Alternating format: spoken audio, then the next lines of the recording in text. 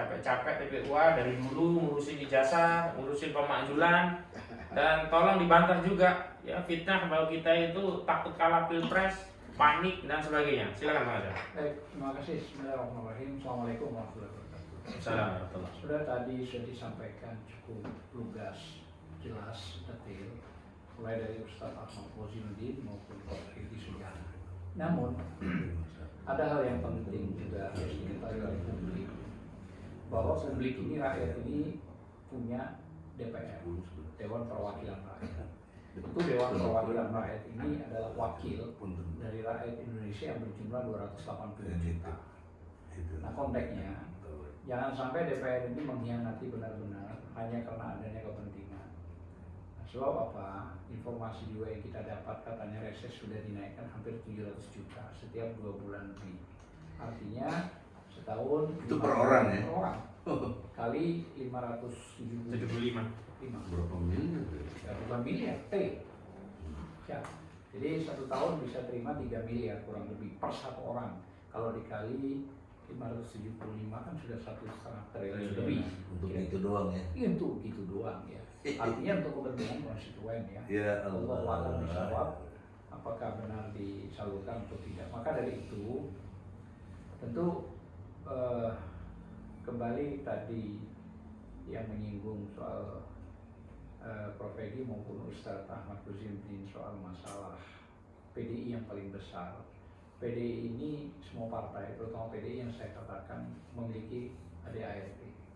Di ADART PDI itu di pasal 25A itu jelas. Artinya kalau sudah masuk di PDIP sebagai pengurus, maka keluarganya itu bagian dari itu. Jika tidak atau pindah, maka harus dipecat. Dan itu banyak sudah kader yang sudah dipecat, termasuk yang terbaru adalah Budiman Sujatmiko. Itu salah satunya. Jadi seharusnya dengan pasal 25A ADART itu Jokowi, Kaisang, Bobi maupun Gibran sudah harus dipecat. Nah, ini kekhawatiran kita juga, ada kekhawatiran ini yang terselubung seolah-olah pecah, seolah-olah ada konflik. Tapi mereka rupanya bermain dua kaki. Nah, ini yang kekhawatiran kita juga, harus rakyat juga peka ya dalam konteks ini. Namun kembali kepada persoalan yang artinya legalitas, kemarin datang ke DPR di tanggal 22 pagi sampai siang dan terjadi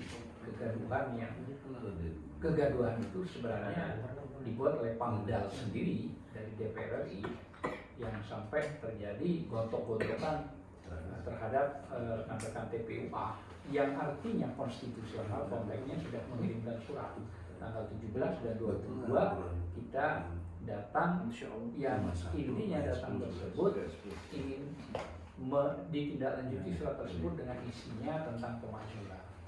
Nah, konteks pemakzulan tadi sudah disinggung oleh Ustaz Wazinuddin Ahmad dan Prof. Edi yang tadi detik juga, tentu kaitan 7A, kaitan Undang-Undang Dasar 1945 pasal 7A itu kan paling poin korupsi ya tidak ini, tapi tercelah, dan tercelah itu sudah tadi jelas panjang sekali diceritakan gitu ya.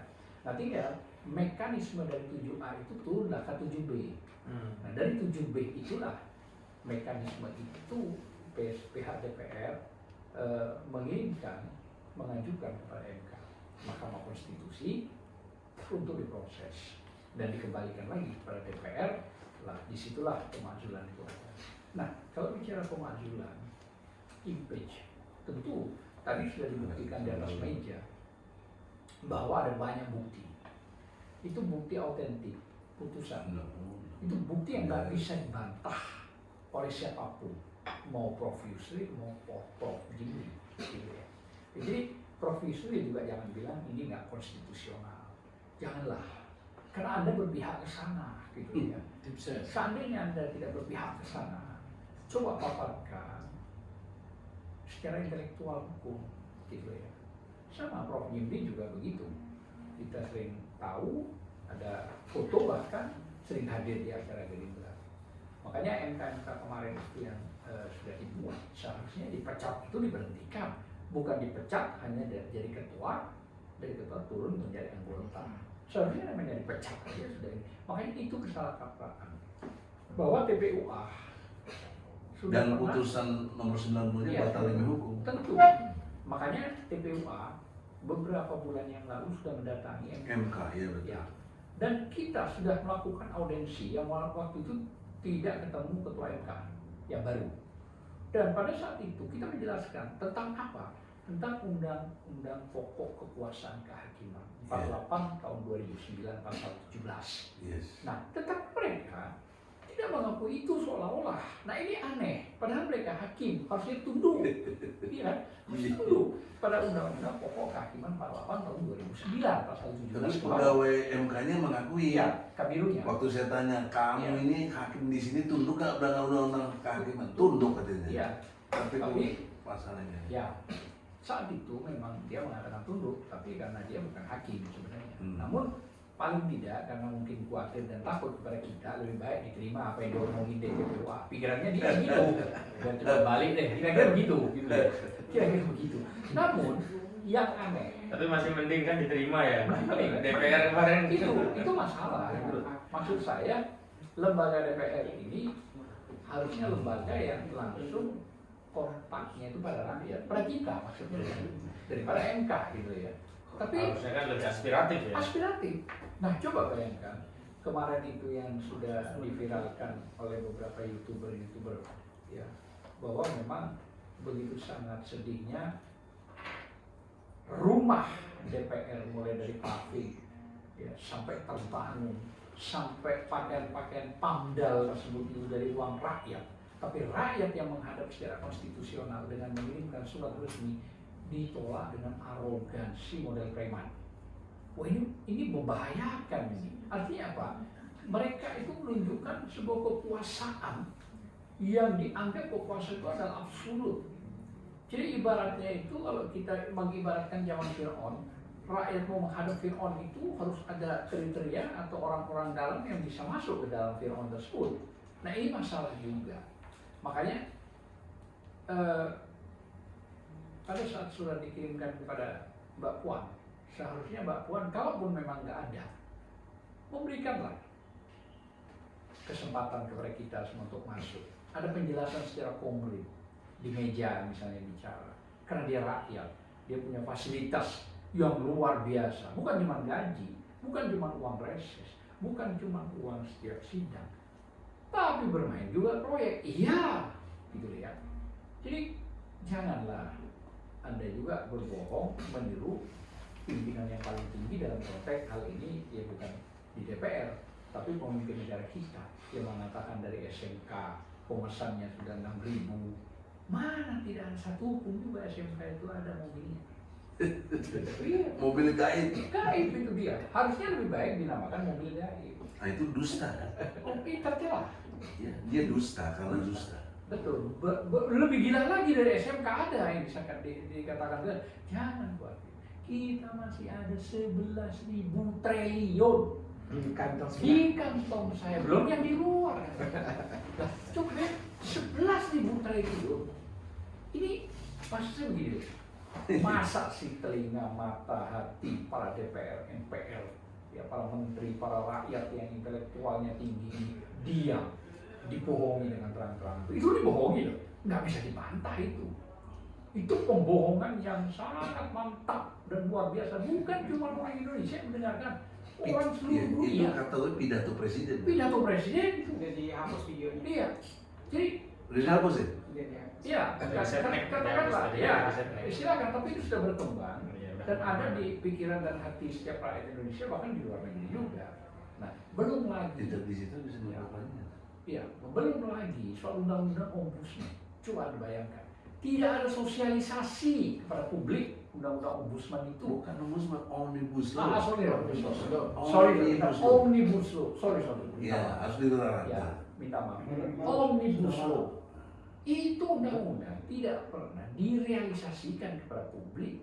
Tahu-tahu jam 1 pagi, Aji Samsudin ngetok. Setelah ngetok, berapa minggu kemudian di-sell dia. Terus yang lain.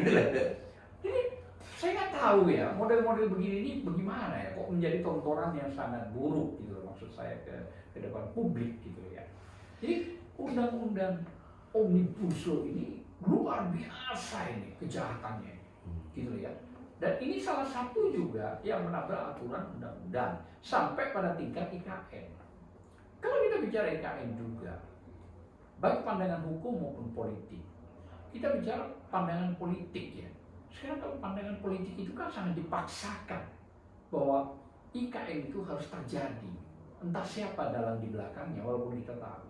Tapi kalau pandangan hukum, itu kan hak ulayat masyarakat Dayak. 6.000 hektar lebih. Nah bagaimana kalau nanti terbangun pikiran saya, terus Dayak-Dayak ini mempersoalkan dan menyerang? Berarti kan tidak ada keamanan yang bisa dijamin di situ. Apalagi pandangan politik lain. Bulan 10 sudah tidak ada lagi presiden. Yang namanya Jokowi. Presiden berikutnya siapa? Lah kalau misalnya nomor 1, Anies Baswedan yang sampai. Bagaimana investor nasibnya yang menanamkan ratusan triliun, puluhan triliun yang sudah masuk? Kira-kira begitu. Walaupun investor ini masih juga kacau. Nah, berarti kan ini permainan dusta yang berlipat-lipat, berlapis-lapis langit maksud saya. Gitu ya. Bukan bicara SMK, bukan bicara duit 11.000 triliun, bukan dan lain-lain. Terus belum lagi sekarang bagaimana peminjaman uang itu mencapai keseluruhan tuh hampir 20.000 triliun. Hutang, sebutannya hutang. Hutang 9.000 triliun itu ke Cina, sisanya BUMN dan lain-lain 9.000 lebih, hampir 20.000 triliun. Nah, ini sudah melampaui undang-undang perbankan 30, ini sudah 40% lebih. Berarti kan sudah kolek. Nah kalau kolek, ya itu masuk sebenarnya impeachment itu. Iya. Nah, kenapa DPR diam? Melanggar undang-undang. Iya, melanggar undang-undang. Kenapa impeachment? Kenapa DPR diam? Padahal 30% itu dimaksimalkan. Kalau ini sudah mencapai 40%, dan itu sudah dibahas kok. Sudah mencapai urat nadinya itu mencapai 39, sekian persen. Berarti kan melampaui 30%, ya impeachment itu sudah masuk. Artinya dari pintu segala hal ini, kalau mau jujur banyak. Tapi lagi-lagi Tidak cuma ijazah palsu. tidak cuma ijazah palsu, ya karena mulai tadi sudah dibahas oleh Prof. Egy dan Ustaz Ahmad Kozimudin soal ijazah palsu. Saya mungkin yang lain pandangannya, tapi pandangan yang lain juga lebih dahsyat juga sebenarnya gitu ya. Pandangan-pandangan salah satunya soal hutang gitu ya. Jadi perbuatan tercela juga. Oh iya tercela. Jadi 7A itu sangat masuk, tinggal 7B-nya aja dilanjutkan gitu ya. Maka dari itu sebegitu menumpuknya proses masalah yang dilakukan oleh seorang presiden ini yang namanya Joko Widodo, ini sudah di level urat nadir negeri kita. Bagaimana gitu ya? Belum lagi pikiran kita begini loh sebagai rakyat. Katakanlah misalnya Bang Anies yang dapat, yang kena, untuk membayar ini bagaimana? Tentu presiden ini yang namanya Bang Anies ini akan memutar otak dan memeras otak. Bagaimana teknisnya? Belum lagi tambahan-tambahan yang memberikan ruang dan waktu para komunis Cina masuk melalui tempat-tempat yang sudah ada.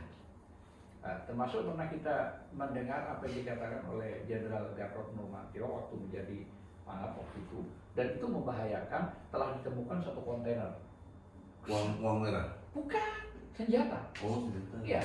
Nah, Penyelundupan ya. iya, penyelundupan. Dan tidak lama akhirnya ada perubahan diganti secepatnya. Panglima TNI. Panglima bukan TNI. Pangap. Itu bukan Panglima TNI waktu itu. Dan tetap sampai sekarang dia mewanti-wanti Pak Gatot itu bahwa kehati-hatian ini ideologi PKI sudah mulai artinya terang-terangan gitu ya.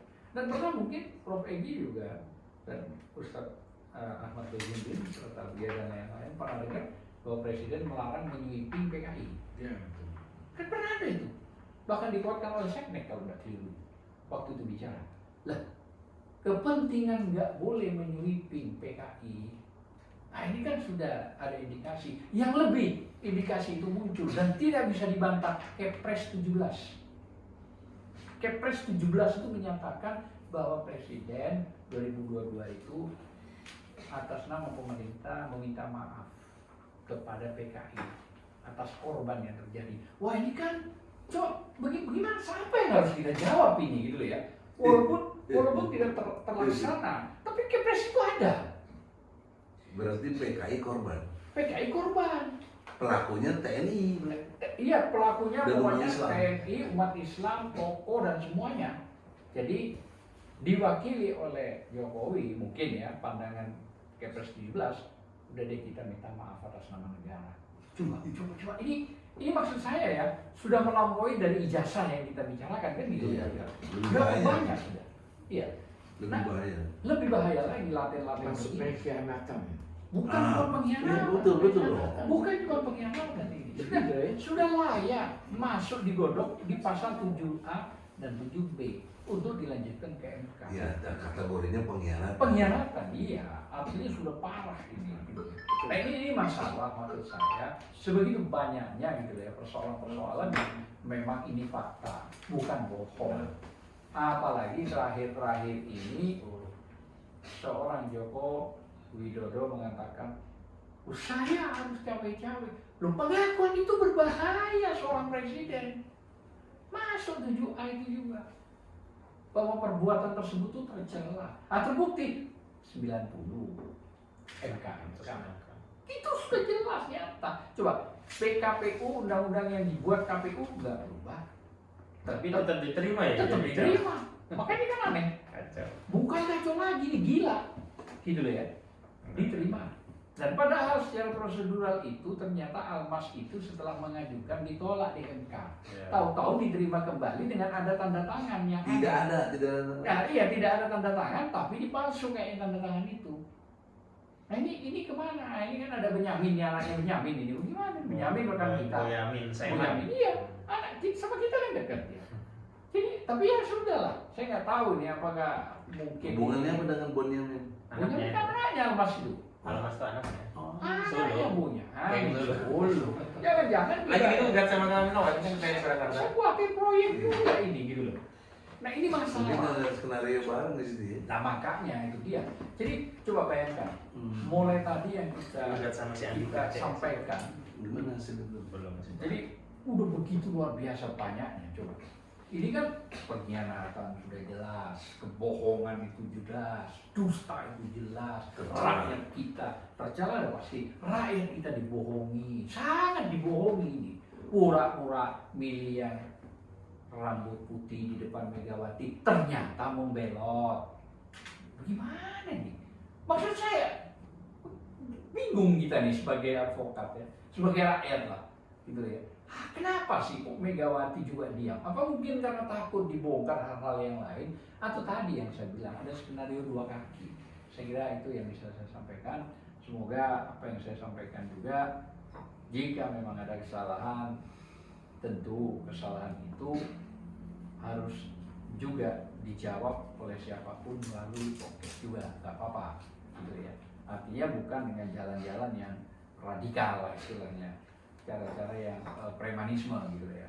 Nah, kita juga bisa melakukan hal yang sama, gitu ya.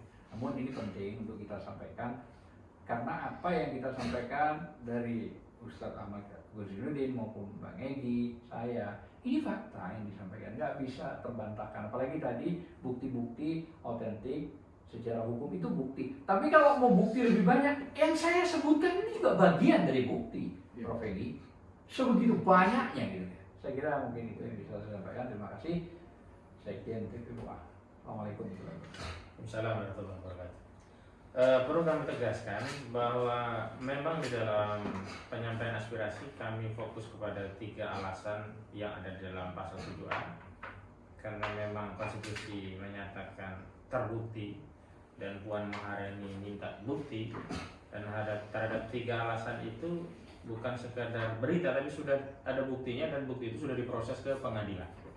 Jadi ada putusan, kalau jasa palsu sudah ada putusannya, ya udah ada. Kalau hutang nih ada faktanya tapi belum diproses di pengadilan, belum. Ya. Kalau itu udah semua, jasa palsu diproses di pengadilan. Sebelah sini. Kemudian cawe-cawe udah diproses, muncul putusan MKMK, 90 sampai MKMK, makanya itu juga kita jadikan alat bukti begitu. Dan itu bukti bukan sekedar cerita omong-omong begitu. Tapi sebelum ke Buya Fikri Prapan, ada satu hal nih yang penting untuk ditegaskan Bang, karena banyak juga yang mengatakan ini kan presiden Oktober 2024 demi hukum kan selesai. Kenapa sih energi kita nggak difokuskan untuk pemilu? Toh presiden juga akan selesai dari Oktober 2024. Toh prosesnya menurut Yusril kan paling nggak 6 bulan, jadi lama. Nah ini yang penting untuk kami sampaikan agar tidak salah tafsir terhadap proses yang kami ajukan. Begini analoginya. Analogi yang sering kami sampaikan adalah kalau seorang imam saat memimpin sholat berjamaah pada rakaat terakhir itu dia kentut dan baunya kita dengar, aroma juga kita cium karena kita dekat dengan posisi imam, bahkan seluruh makmum mendengar suara kentut itu, brot misalnya gitu kan. Masa harus meneruskan sholatnya dengan dalih ini kan sudah tahiyat akhir, tanggung gitu, lanjut aja gitu ya, tinggal Oktober gitu lah kan. Tidak, karena masalahnya presiden sudah terbukti tidak lagi memenuhi syarat, ijazahnya palsu lagi karena presiden terbukti melakukan perbuatan tercela. Maka yang benar adalah presiden ditarik. Toh konstitusi kita juga sudah mengatur kalau presiden itu diberhentikan, wapres naik, kemudian MPR bersidang, mencarikan wapres pengganti, ditetapkan, wapres dinaikkan menjadi presiden, ditetapkan, selesai, ada jalan keluarnya. Dan pemilu tetap jalan. Pemilu tetap jalan dan akan ada jaminan pemilu akan jurdil. Kenapa? Karena tidak ada lagi yang cawe-cawe. Sehingga hasil apapun dari pemilu orang akan percaya. Tetapi kalau pemilu di bawah kendali saudara Joko Widodo, hasilnya apapun semua akan mengatakan curang. Itulah urgensinya. Itu urgensinya, gitu loh. Iya. Jadi jangan dianggap tinggal nunggu Oktober dikit lagi. Enggak, gitu loh. Sebagaimana kalau kita sholat, udah tahiyat akhir tanggung nunggu sholat, enggak. Kalau sudah batal ya harus diganti. Artinya contoh ini sudah 1.500 tahun yang lalu. Artinya, iya. Bukan barusan. Iya. Betul. Jadi kita bukan kemudian ngotot untuk menyampaikan aspirasi untuk proses, karena faktanya begitu gitu loh. Atau mungkin saya mau bertanya kepada segenap rakyat Indonesia, apakah Ridho punya presiden sudah tidak memenuhi syarat lagi? Apakah Ridho presiden itu terbukti melakukan perbuatan tercela? Apakah Ridho pemilu itu tidak jujur dan tidak adil? Apakah Ridho pemilu nanti sudah ada keputusan tapi pertentangan perseteruan tidak pernah selesai oleh keputusan KPU? Kenapa semua menganggap keputusan KPU itu curang?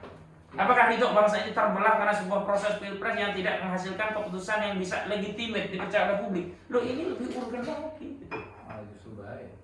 Ini yang lebih berbahaya, bukan sekedar sampai Oktober, bahkan sampai tahun-tahun berikutnya ini akan panjang kalau tidak kita bersihkan ya pemilu ini dari satu tindakan yang kita pahami pasti tidak akan adil. Baik, terakhir kepada Buya Fikri Bareda untuk menyampaikan pandangan. Silakan. Ya. Bismillahirrahmanirrahim. Assalamualaikum warahmatullahi wabarakatuh. Waalaikumsalam. Waalaikumsalam warahmatullahi wabarakatuh. Bang Ustadz Khodinuddin yang saya hormati, Bang Egi, Bang Azam Khan. Yang pertama sekali saya ingin menyampaikan, saya Fikri Bareno ingin menyampaikan ini berawal dari dibukanya pintu bagi Ketua DPR RI akan menerima aspirasi pemakzulan Saudara Joko Widodo sebagai presiden. Jadi yang nawarin Puan Maharani kan sebagai Ketua DPR. Ya, supaya jelas. Supaya jelas, ya kan? Nah, kenapa kita banyak tuntutan dari masyarakat kita, rakyat kita, para aktivis untuk agar presiden ini dimakzulkan? Ya seperti tadi para tokoh telah menyampaikan. Yang pertama karena adanya yang intervensi ya kan, cawe-cawe Jokowi terhadap anaknya yang dia ingin memenangkan anaknya ini kalau di Pilpres besok ini, sehingga ini kan telah terlihat bagaimana Gibran menjadi cawapres walaupun umurnya tidak cukup, kemudian dia melabrak aturan dari MK ya kan, dengan mengeluarkan putusan nomor 90 itu kan, PU 21/2023 itu kan. Nah, akhirnya terjadilah Gibran menjadi cawapres ya. Jadi ini sebetulnya ini kan kalau kita lihat kan para pakar tadi telah mengkategorikan sebagai perbuatan tercela.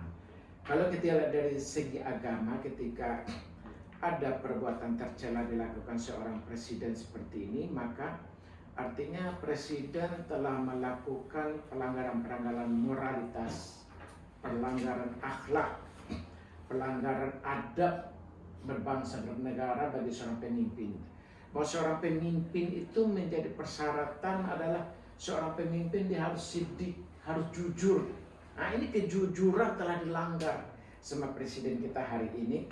Artinya ini juga bertambah lagi bahwa dia sebagai presiden telah hilang rasa kejujuran. Syarat menjadi pemimpin harus ada sidik itu. Sementara ini kita melihat tadi rentetan peristiwa-peristiwa selama beliau memimpin ini, pelanggaran kejujuran sangat luar biasa dipertontonkan kepada kita. Dan begitu juga terkait dengan Bang Igi sampaikan bagaimana persoalan ijazah palsu.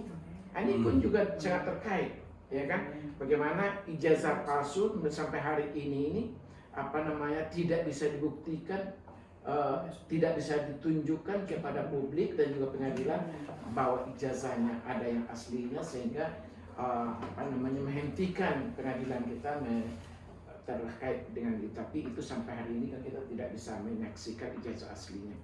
Jadi dengan 3 kategori yang disebutkan teman-teman kita tadi, jadi ini ada pelanggaran yang berat dari segi agama. Kalau kita lihat ini adalah pelanggaran moral, akhlak, kejujuran. Kalau kita lihat bagaimana Islam mengajarkan kepada kita, wailul lil mutaffifin, kecelakaanlah bagi orang yang curang. Ini kan tidak jujur dengan pelanggaran moralitas, itu kan adanya kecurangan yang mereka lakukan. Bahwa Islam sangat mengutuk, sangat memberikan stigma yang buruk kepada orang yang berlaku itu. Jadi kecelakaan. Kalau Islam setelah menyampaikan, Al-Quran telah menyampaikan kecelakaan kepada orang-orang yang curang itu, artinya ini hukuman-hukuman yang sangat berat dikasihkan sama Allah dan Rasulnya, bahwa dia melakukan kecurangan, melakukan tidak ada kejujuran itu. Bahkan di ayat yang lain gitu, kalau kita bisa melihat misalkan setiap khatib Jumat kita, ketika mereka mau khutbah Jumat itu, sebagian khatib kita menyampaikan ayatnya, ya ayyuhalladzina amanu taqullaha wa qulu qawlan sadida. Nah ini sering-sering khatib juga menyampaikan seperti itu. Wahai orang-orang beriman, bertakwalah kepada Allah dan berkata kamu yang benar. Dan ini yang dilanggar lagi sama Jokowi, tidak berkata yang benar, tidak berlaku jujur dan berlaku curang, dan sebagai bahasa hukum perundang-undangan kita adalah menjadikan perbuatan tercela, ya kan? Kalau kita lihat misalkan bagaimana undang-undang kenegaraan kita, misalnya pada nomor 6 tahun 2001 itu, kalau sudah nomor 6 tahun 2001 ya kan, kalau sudah tercela, sudah tidak jujur, ya mundur kan begitu kan? Jadi tanpa harus dimundurkan atau dimakzulkan ya. Ini kan ini adat seorang pemimpin kan begitu. Konsep tahu diri kalau menurut Bang Egi. Jadi inilah yang kita salut dengan Presiden Soeharto. Begitu rakyat negeri ini merasa dia tidak dipercaya lagi, dia berhenti jadi presiden. Nah ini artinya masih ada adabnya lah. Masih ada adab, ada akhlak. Bahkan kita dalam Islam itu, Islam mengajarkan Rasulullah itu diturunkan ke muka bumi ini untuk membenarkan akhlak manusia. Nah inilah. Jadi kalau akhlak, adab ini yang udah dilanggar, artinya ajaran yang utama bagi agama kita ini, Rasul diturunkan untuk membenarkan akhlak, dan ini yang dilanggar oleh presiden hari ini. Maka wajar kalau ada tap MPR nomor 6 tahun 2001 itu, kalau sudah tidak dipercaya, sudah tidak berakhlak, sudah adab udah kurang, rakyat sudah ini sudah wajar, tak tahu diri aja lah kata Bang Egi, udah mundur, tidak usah dimakzulkan, harusnya lebih awal bisa mundur duluan gitu. Mungkin iya itu lebih bermartabat gitu. Kemudian lebih lanjut kita melihat bagaimana misalkan di dalam ayat yang dipesankan sama Bang Egi tadi kepada kita itu, ayat surat apa tadi Bang? Az-Zariyat Surat Az-Zariyat ya kan? ayat 10. Surat Az-Zariyat ayat 10 dan Dan ayat 11. 11-nya itu memang menyatakan apa namanya? Ini ada satu di sini. Oh, kecil banget di sini. Ini dia. Sebentar.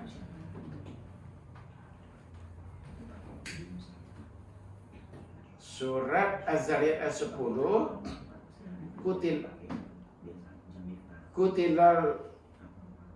Kutilal kharrasun, ya kan? Ya. Terkutuklah orang-orang yang banyak berdusta. Nah, ini jadi apa namanya? Allah memang memberikan kutukan betul kepada. Jadi memang Islam itu sangat menjunjung tinggi kebenaran, kejujuran, moral itu, akhlak itu, adab itu. Makanya kalau setiap khatib Jumat itu memesankan itu tidak hanya ditujukan kepada mereka yang sebagai rakyat biasa, bahkan kepada para pemimpin itu disampaikan bahwa berkata benar itu adalah bahagian yang sangat terpenting bagi ajaran agama, karena itu adalah ujung tombak daripada akhlak itu. Kalau kita sudah dengan mudah kejujuran sudah tidak dianggap hal yang penting, kebenaran sudah tidak dianggap hal yang penting, artinya kan itu sudah nilai-nilai agama itu telah dihilangkan di dalam kehidupan berbangsa dan bernegara. Apalagi ini adalah seorang presiden. Jadi kalau misalkan menurut saya kalau apa namanya itu yang sudah dihilangkan, tentulah akan menjadikan apa namanya rakyat negeri ini bagaimana kepercayaan, trust itu akan jadi hilang. Nah, ini tentu terkait erat ketika presiden ini dia memajukan anaknya Gibran menjadi wapres. Konteksnya ke sana. Ketika anaknya menjadi wapres, maju bersama Prabowo, lalu apa namanya presiden tetap berkuasa, dan dia telah menyampaikan jauh-jauh hari akan mencawe-cawekan, akan bertindak menjadi tim sukses anaknya. Bagaimana seorang kepala negara yang anaknya maju jadi wakil presiden, lalu orang tuanya menjadi apa namanya tim suksesnya, dan seluruh kekuatan negara diarahkan untuk memenangkan itu.